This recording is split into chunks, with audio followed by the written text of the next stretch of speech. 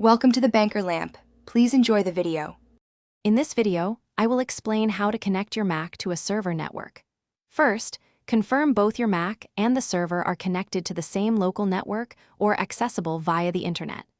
Next, you will need the server's specific IP address or its hostname. Finally, make sure you have your valid username and password ready for authentication. These initial steps are crucial for a smooth and successful connection process. To connect using Finder, begin by opening a Finder window. Then, navigate to the Go menu at the top of your screen and select Connect to Server, or simply press Command-K.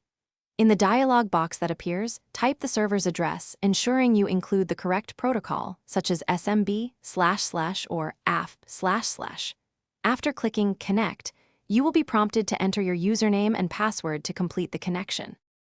Understanding different protocols is key for effective server connections.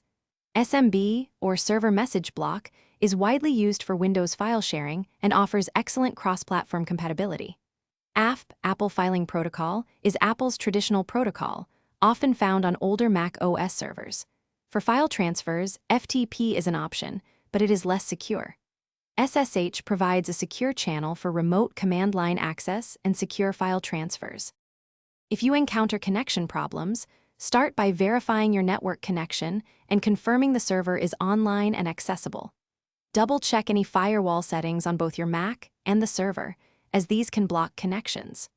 Always ensure the server address and your login credentials are typed correctly. Sometimes, a simple restart of both your Mac and the server can resolve minor connectivity glitches, providing a fresh attempt at connection.